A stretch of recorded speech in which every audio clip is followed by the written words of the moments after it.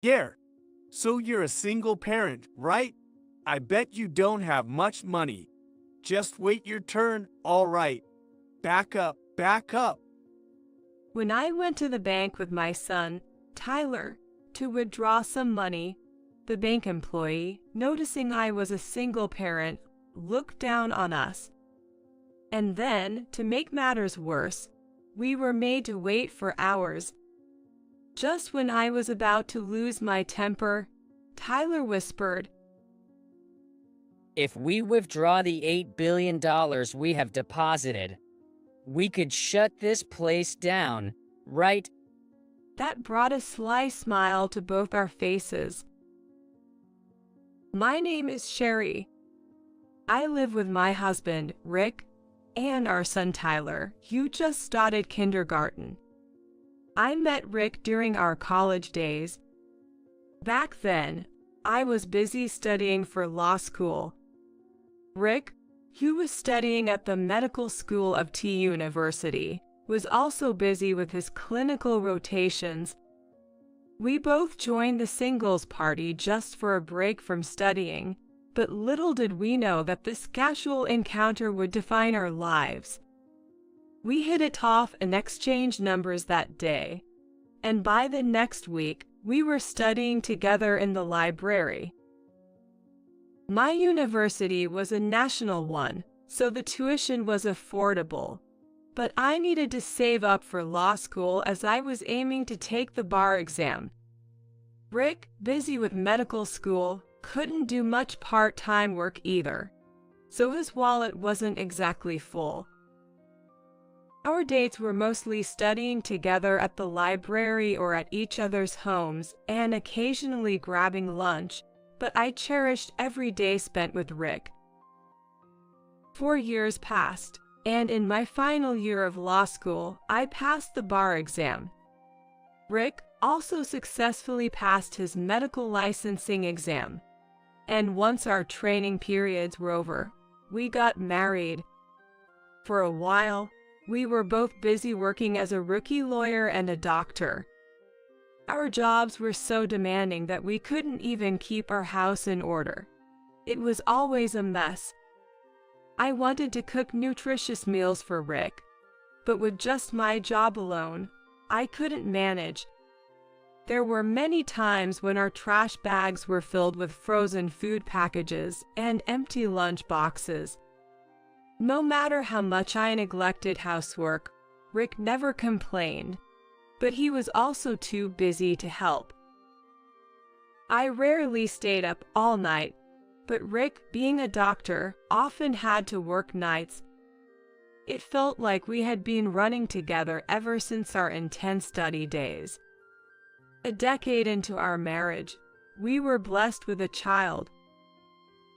The law firm I worked for said, "We don't want you to quit. We'll keep paying your lawyer registration fees even while you're on leave. Please come back once childcare settles down." However, Rick, who was still immersed in his demanding job, also hoped for this, so I decided to put a pause on my career as a lawyer. I waited until my cases settled down before leaving the law firm. Then, time started to move surprisingly slowly. I could finally focus on our home, our soon-to-arrive baby, and Rick. Life shifted from being hectic to having time to care for our household. Our child was born, and we named him Tyler. Tyler was a bright kid. By the age of 2, he could read and write all letters in the alphabet.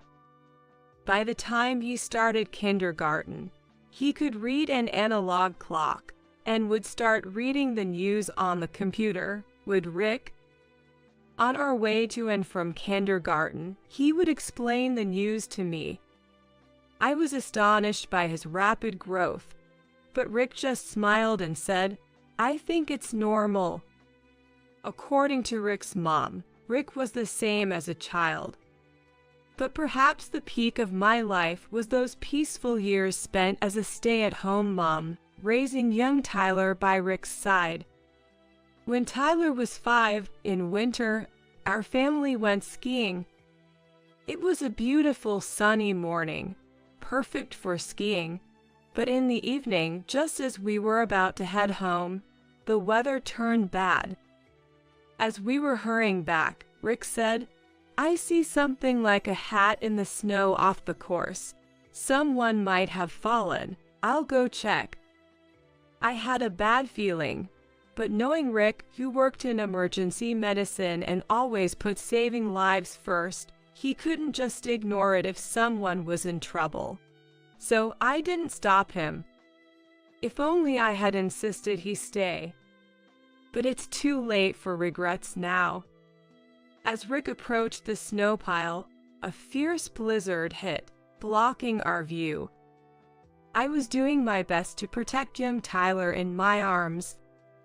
And when our vision cleared, Rick was nowhere to be seen.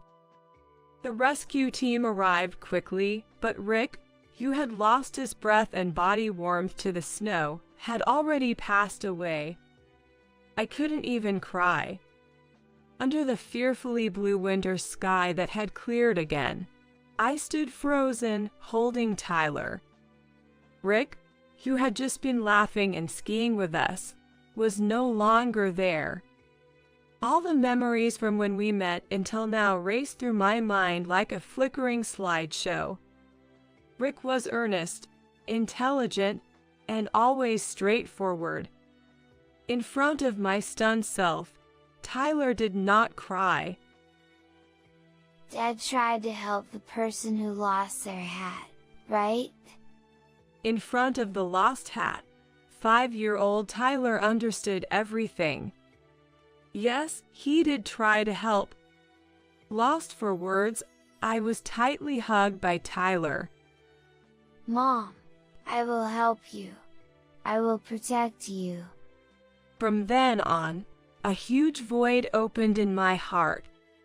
Tyler, true to his words at that time, stayed by my side, smiling, helping out with his little hands, and gently asking, "Are you okay, Mom?" He tried his best to protect me. But I realized that it was my responsibility to truly protect young Tyler. Now, without Rick, who was always with us, it's my duty to protect Tyler. This realization filled me with an indescribable fear of the unknown future. Rick, having been a doctor, left us with some inheritance. But Tyler was only 5 years old. I couldn't predict how much money would be needed in the future. Considering his intelligence, he might want to become a doctor like Rick. But the inheritance wouldn't cover the cost of medical school. I wished I could immediately return to working as a lawyer, but balancing a full-time job while raising young Tyler seemed daunting. I wanted to at least work part-time to earn some living expenses, but my health had deteriorated since Rick's passing, making even that impossible, and I felt anxious seeing our savings account dwindling day by day. Don't worry, Mom. I will protect you. I'll grow up fast and it's all gonna be okay. Tyler's reassuring hugs were my only solace. Since he quickly read through any book I gave him, constantly buying new ones would be expensive. So we frequented the local library, allowing him to read plenty of books. By the time Tyler graduated from kindergarten, he had become proficient in writing foreign languages typically learned in high school. Learning foreign languages expanded the range of books he could read. Tyler, devouring books of all genres, had become much more knowledgeable in various subjects than I, who only knew about the law.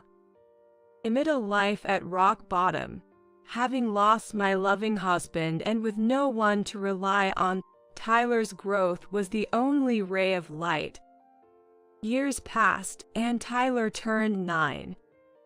His passion for reading books remained unchanged, but there was a big change in my life. When Tyler entered 4th grade, I returned to work as a lawyer.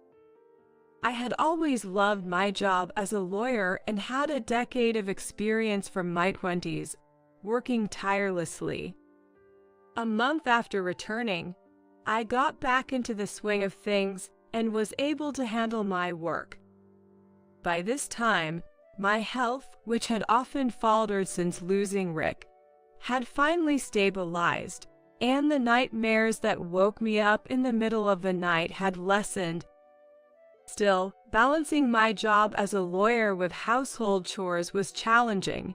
I was barely managing the bare minimum, like preparing meals and doing laundry for Tyler. I had no time for myself. My makeup routine was just hurriedly applying foundation in the office bathroom in the morning. At night, I often fell asleep without removing my makeup, and my wardrobe was limited to suits for work and a few old casual clothes, making me look much older than I was. I even declined a college reunion invitation, feeling embarrassed about my current state, and returned home with a heavy heart that day. When I opened the door, I found Tyler sitting in front of a brand new computer, his eyes sparkling. "Tyler, what's with the computer?" I won this. Remember the quiz show I participated in on TV? I kept it a secret until the broadcast, but I won, and this computer was the prize. Cool, right? "You won? You should have told me sooner. That's amazing, Tyler, just like your dad." I hugged Tyler, sparkling with excitement.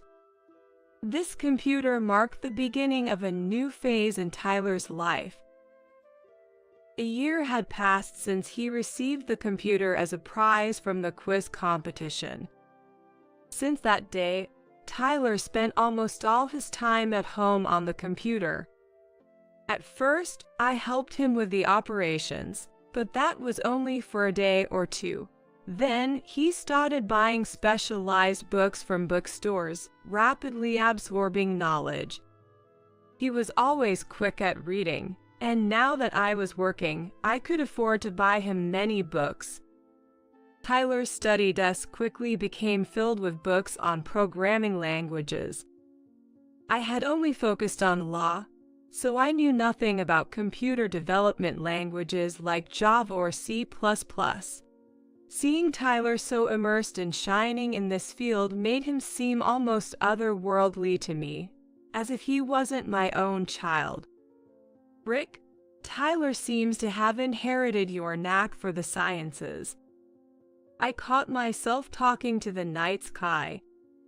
Sometimes Tyler would read my old college books too. Thinking about his future, I no longer felt the terror I had right after losing Rick. Tyler would carve his own strong path in life and society. I was sure of it. Every year on Rick's death anniversary, we always visit his grave, and this year was no different. While walking to the bank to withdraw money for Tyler's new computer, a man suddenly bumped into me from behind, causing me to nearly lose my balance and fall.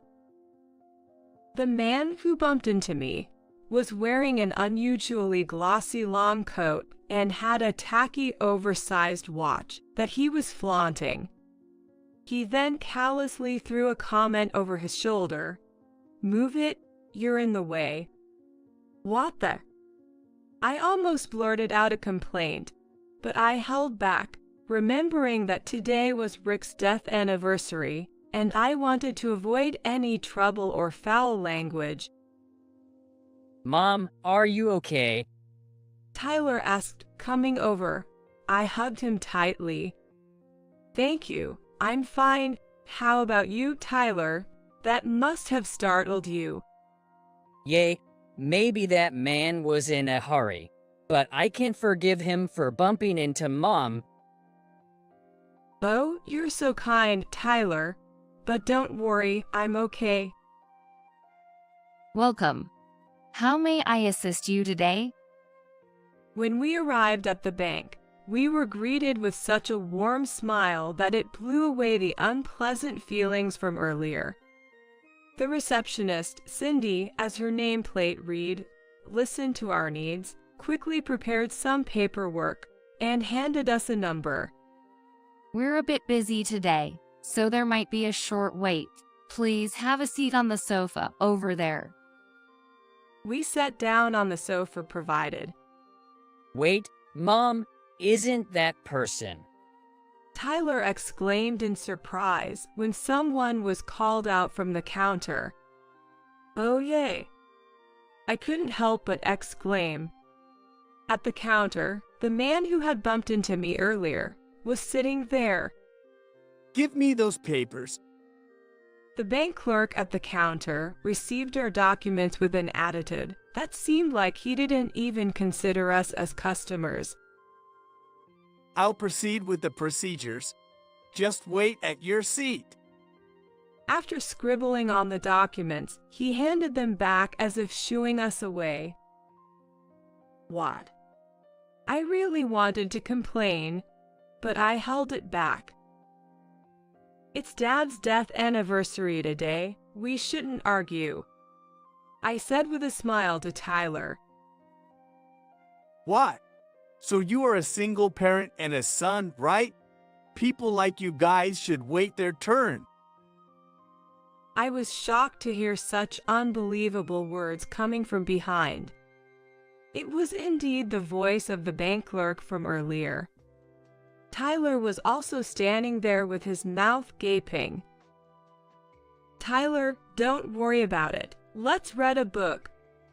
Patting his shoulder and taking out a book I had brought.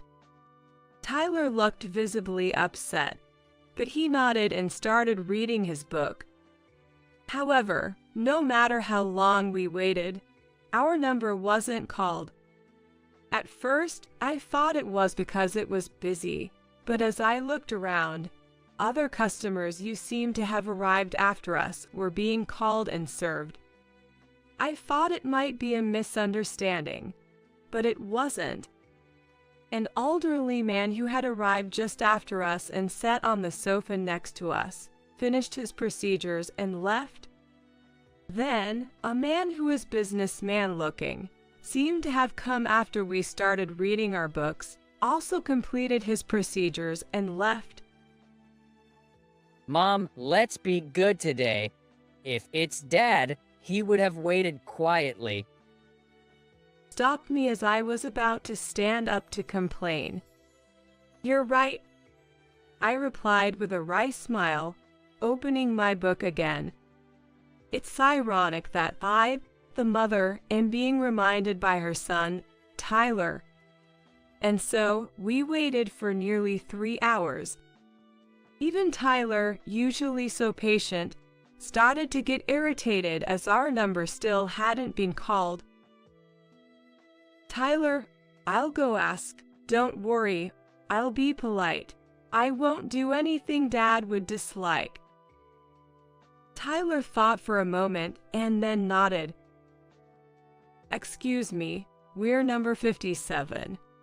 We've been waiting for almost 3 hours. I approached the counter, trying to keep my irritation in check, and asked as politely as possible. What?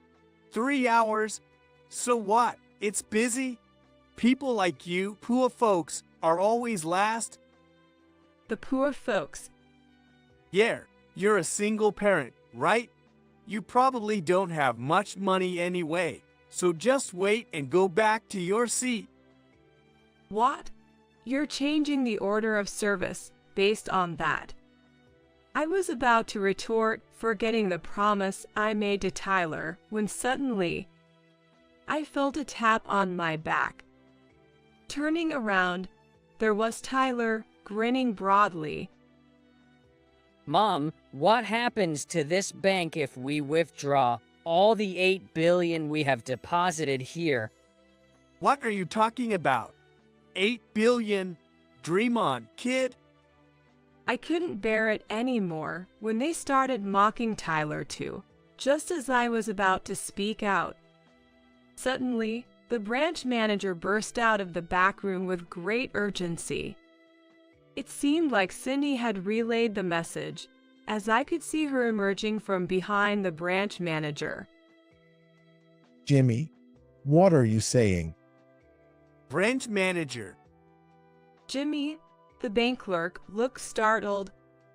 Jimmy, how dare you speak to our customers like that? But, branch manager, these people are. These people are Miss Johnson and her son, who have been favoring our bank with their business. At that moment, Jimmy showed an expression of unmistakable surprise. This lady, Miss Sherry Johnson. I had no idea. I mean, Miss Johnson, I am deeply sorry for the rudeness of our staff member, Jimmy, and for the long wait for your transaction. Please come this way. Assuring us into a private room. We are terribly sorry for the inconvenience. Upon entering the room, Cindy brought us warm green tea and small sweets, and a staff member other than Jimmy promptly proceeded with our paperwork. In fact, there is a deposit of $8 billion in this branch under my name. Of course, it's not money I earned as a mere lawyer.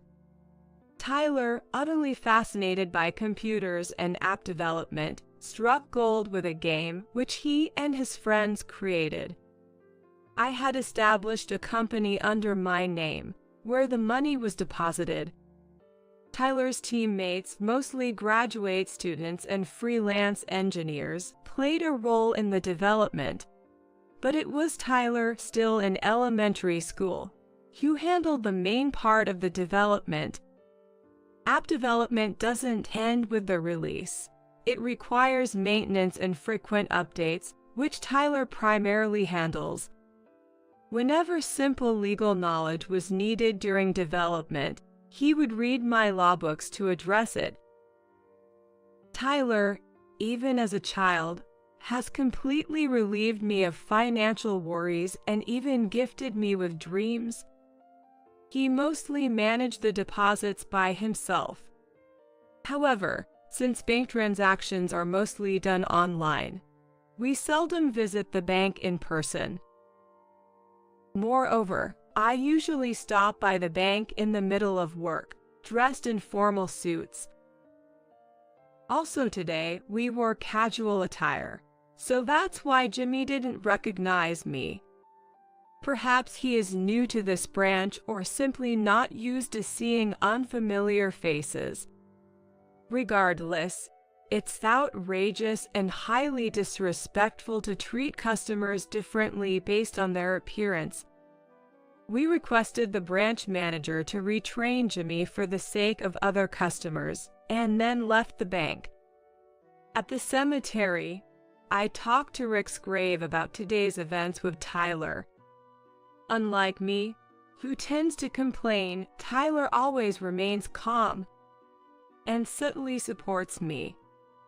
I also talked about the game app again, which I've been doing every visit. Rick, Tyler's game, it's been half a year after its release, and is still gaining subscribers. Every time we release new skins or items, they have the best sales record. Tyler wrote the main codes for all of them. But I can't draw, so Mary does all the art. Tyler said happily. He loves computers and books so much, and it makes him difficult to make close friends at school.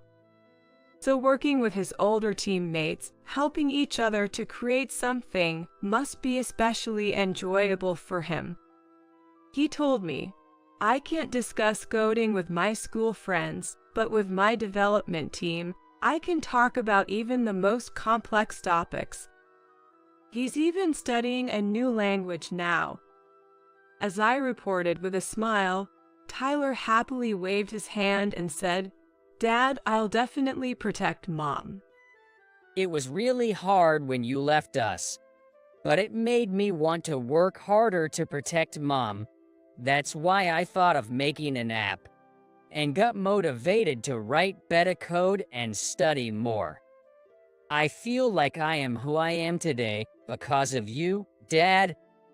Tyler, When I grow up, I want to help people who lost their partners, just like Mom did.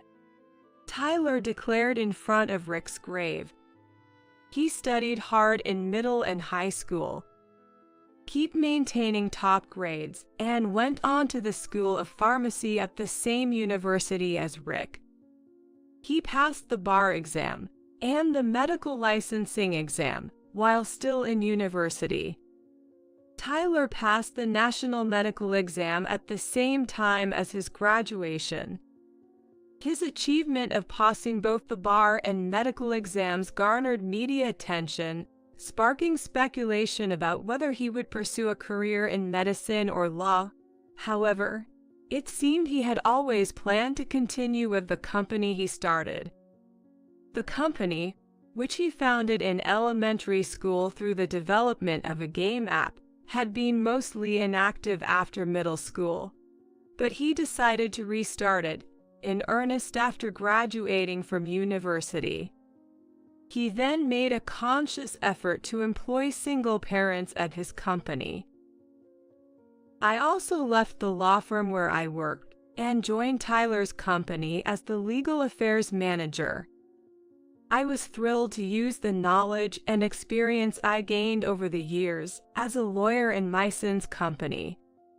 Moreover, due to the company's policy of employing many single-parent, overtime work was basically prohibited.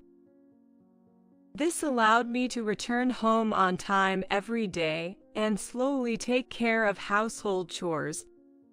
Although I love legal work, having time to relax and focus on my personal life also seemed necessary. About a year after Tyler restarted the company, he mentioned that Cindy, the woman who had helped us at the bank that day, had come for a job interview.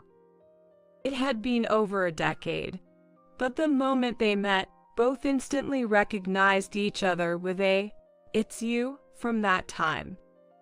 Apparently, the rude bank employee, Jimmy, was fired after the incident. Cindy, who had been harassed by Jimmy and had already submitted her resignation, also left the bank. Since then, as a single parent with a daughter, she had faced many challenges, but those days finally came to an end. Cindy, always considerate and capable, became an indispensable executive secretary at Tyler's company. Tyler, Cindy, her daughter, and I go out for dinner once a month.